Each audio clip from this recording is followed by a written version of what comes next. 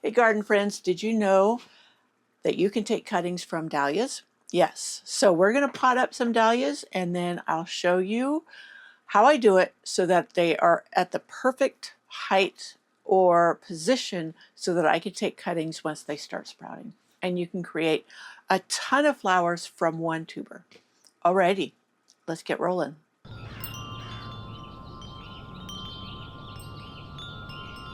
Yeah, I was not going to buy any more dahlia tubers. I have certain ones that I've had for a few years now, and I have shared my secrets on how I plant mine because I have gophers who love to eat dahlia tubers. You know that dahlia tubers are even edible by humans? Yeah, I don't think they taste that good, but they are edible. But gophers love them, and I have a gopher problem. So I don't plant them directly in the ground, and that can be kind of tricky. So what I have done is I try to get these larger size pots. I have several of these I have saved when I got different plants on the bargain rack. I don't pay full price for expensive plants. I wait till they're on the bargain rack, and if I don't find them there, then I don't get them. 9 times out of 10, I'm just cheap that way. But this year in Costco, I was sucked in by this 12 designer color garden. I loved all the pink shades together. Now one of these, the darker one, is Thomas Edison. I've had that one before. It is a very hardy grower. Now many of my tubers, dahlia tubers, got dahlia gall. It wasn't that they came with it, at least the ones from Longfield Gardens. Now others may have had a different experience, but the ones that got it were in a bed that some other tubers I had gotten elsewhere were in that had it. And of course it stays in the soil for a couple of years. So I didn't realize that. Once I learned that, I knew what happened to those. So the ones that I have left are ones that were in a completely different bed. That bed did not have any of the bacteria or whatever causes the gall. So they were able to just be pulled up. Here is, I'll just show you. You can see the pot's pretty gnarly looking, roots coming out. Wow. Anyways, and that's because I just pull them right out of the garden and bring them here in the greenhouse. Because I can't leave them out, even though I'm a zone 8 and you're supposedly, if you mulch them well, be able to leave them out. It doesn't work for me. They've always rotted. Put that back down on the shelf. So that tells you that even though something says it will survive over winter in a zone, it doesn't mean it will survive your particular conditions. And that's why I always say there's a whole lot more to gardening than your zone. So anyway, yeah, I'm even a zone 8B, so you think I could just leave them out. And others can in my same zone. So I'm going to wipe this pot down and get it ready. Can you see what I'm doing here? Let me get all these things out of the way. Now, all of these are summer to fall. The first one's Thomas Edison. Then there's one called Onesta, Sandra, and Rosella. Sandra is a ball dahlia, which those ones I really, really do love. So you see the 4 different ones. There's 3 of each one. Now, the first couple of times, my poor garden graph got wet. I went to Costco this past month. I'm not usually in Costco that often because we live so far away from it. But my father-in-law who lives down in that area, and we've been helping him because he fell and broke his ankle. Are we straight? It doesn't look straight. Anyway, so we've been down near Costco several times, once a week at least, and I've always ran in and got something that I needed. And so I was looking at the racks, and I don't know if they've restocked them or if things just got moved around, but these were visible. And I thought, oh, you know what? I'm so good now at overwintering them in here. And I plant them in pots, so they're super easy. I don't have to wash them off. I don't have to do anything. I just plop them in the ground, plop them out of the ground. And that's it. I don't have any of the extra work. I'm looking for my scissors. I just had them. Anyways, to grow them. So yeah, I thought it'd be pretty, okay, there it is. Yeah. Okay, so let's get started here. First of all, I wiped off the pot as best I could. Making sure there's nothing on here like bugs. I was cleaning down at my father-in-law's, and there's certain areas that the black widows had gotten into. That just was yucky. All right, so I'm going to mix up my DIY potting soil. Now, the recipe that I used to use and that my original video on making DIY potting soil shows, I changed it totally. Over the years, I've had to be innovative, and I have found that the only thing I need for a good DIY potting soil is the bulk compost that I get from it's a local organic turkey ranch. They sell it through the feed store, but I know there's a lot of municipalities that sell bulk compost. So check it out near you, or call around. You never know. I don't know if you live in an agricultural area. Even though I'm in California and people think beach, this is a very agricultural state. And yeah, when I lived down in the valley near Lodi, California, I used to go out to their recycling center where they take the green waste, where they pick up off the streets and whatever, they compost it, and then they would give it away. We had to go pick it up, but they gave it away. Now, the turkey compost that I get, I have to purchase. And I love it. It works great. So I'm going to get me some in my sifter. And I'm going to share my compost or DIY potting soil. See, it has all these big sticks in it. So I have a bucket down here that I put that kind of stuff in, which it will go out in my compost.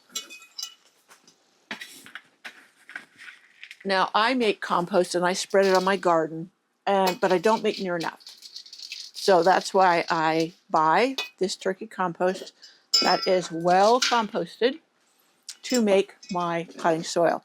Now, this I don't normally use. This is a potting soil that was bagged, but I can tell it has a whole lot of peat moss in it. I don't care for peat moss, but I want to use it up. Now, I don't like peat moss because, have you ever had a plant and it's like a brick? The soil, that's usually the peat moss that has become compressed. And then you've got I have how to revive leggy petunias. I think I have the video too, but I have a blog post and I show you how I stick a knife down into it and it's just a brick.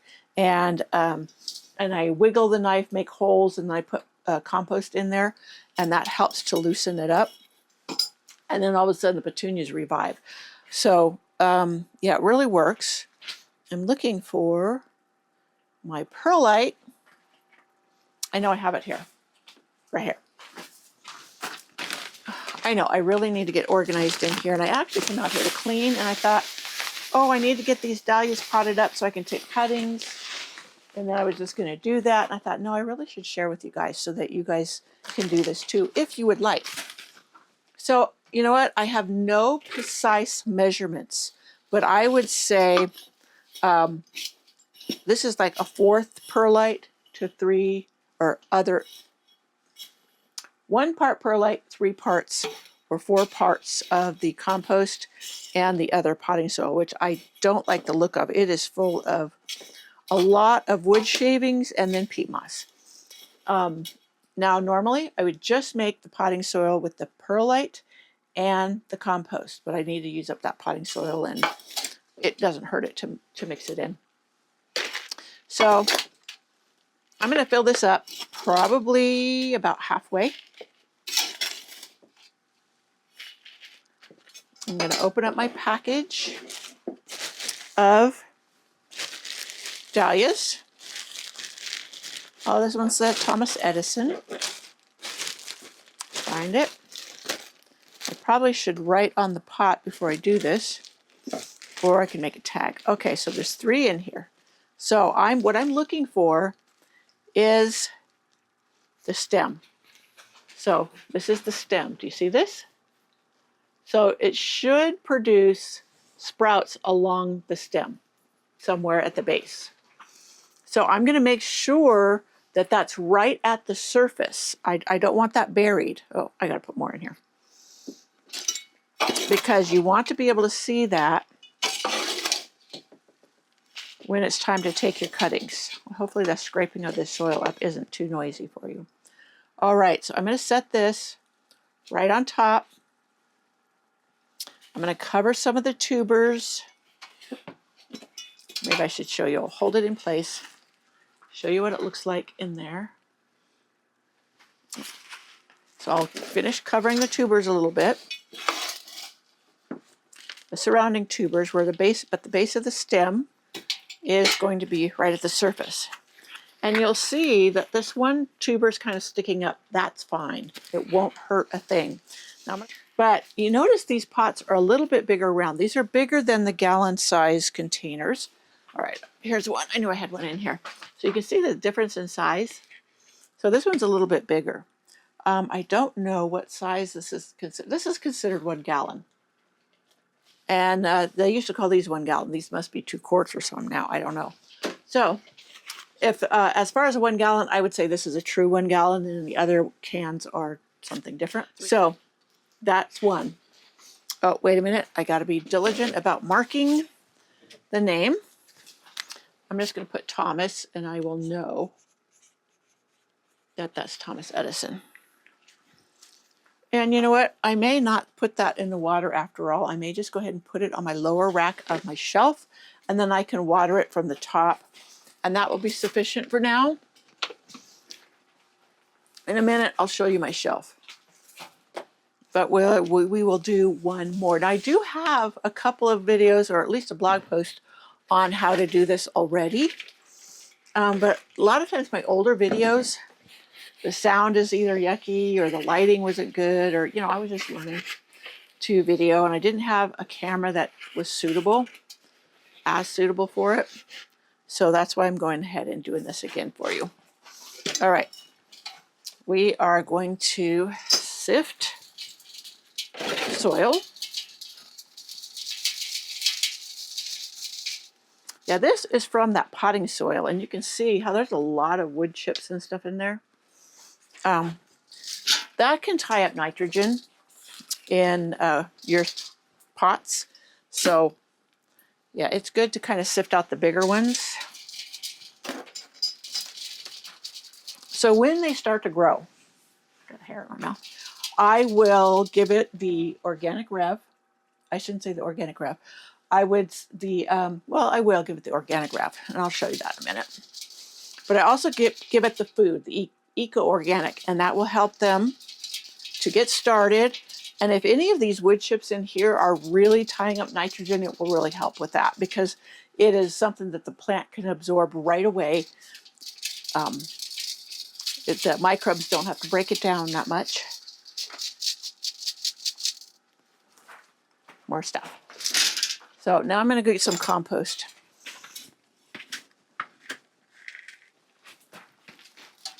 I just got finished doing a video on the mental health benefits as well as physical benefits of gardening.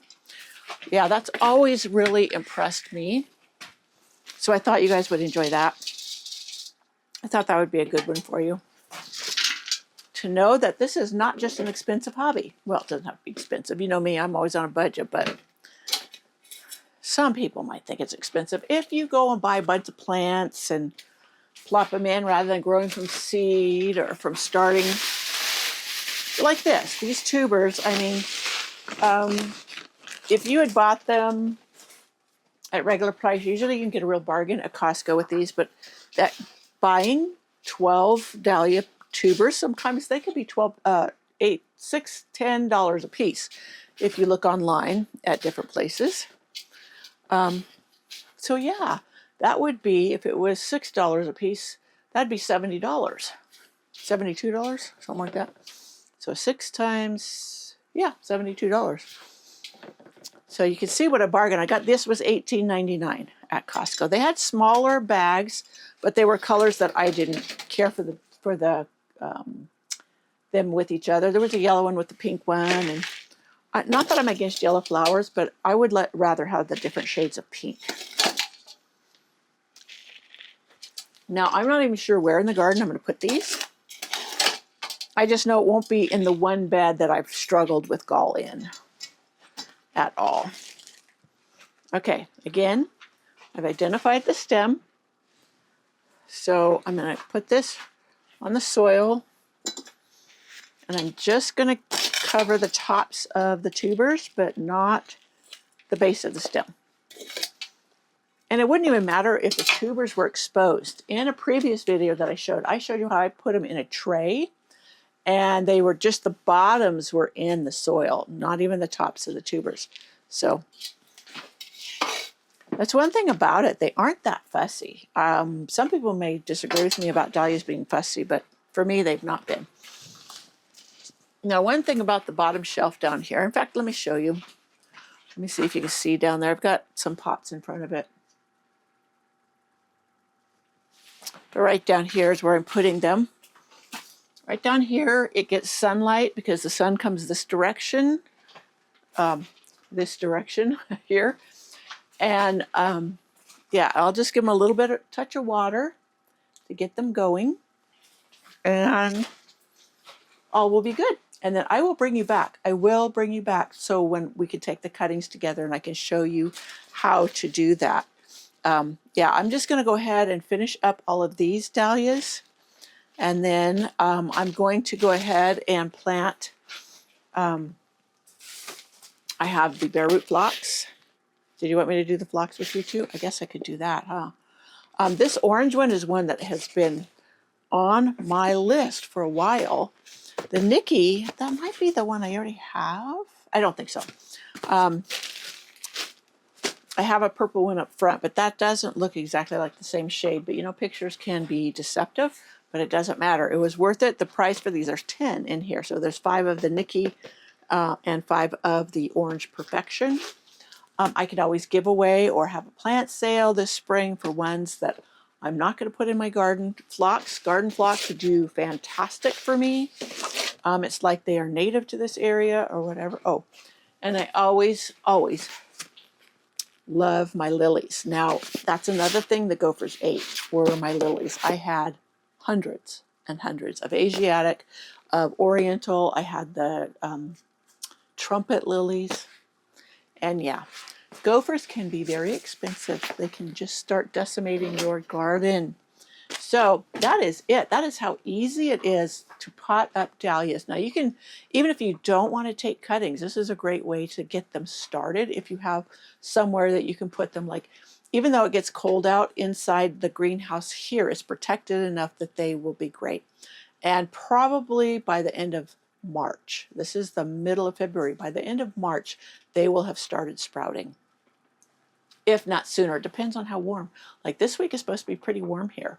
So yeah, it's unusual weather, but it's not, I guess it isn't really, because in February we really can have a fake spring for a week or two, and then it dumps snow in March and April. So we'll see.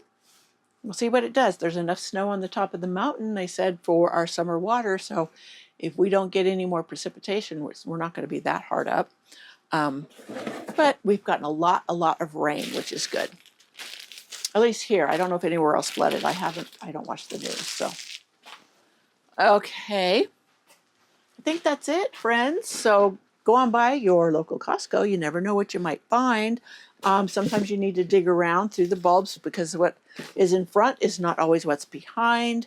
I have never gotten a plant from Costco that didn't thrive, as long as I had it. Like I did buy a lime tree, and for even here, it lived out on my porch for a few years. And then we had one year where we had a really hard freeze, where it got down below 10 degrees, and that did it in. So that was my bad for not bringing it in here to overwinter. It wasn't that it was a poor plant. Even plants that have budded or leafed out, I've had no problem with. So don't be afraid. Plus, you know what? Costco has the most awesome return policy if, you know, something goes wrong with your plant. Okay. I don't know, I think that's it. And if you haven't, please go on back and see the video on the health benefits of gardening and find out all the ways that it can really help you. If you're just getting started, it's just nice to know all of the things that it can help with, and you'll love it. Okay, I think that's it for today. I'll see you in my next video.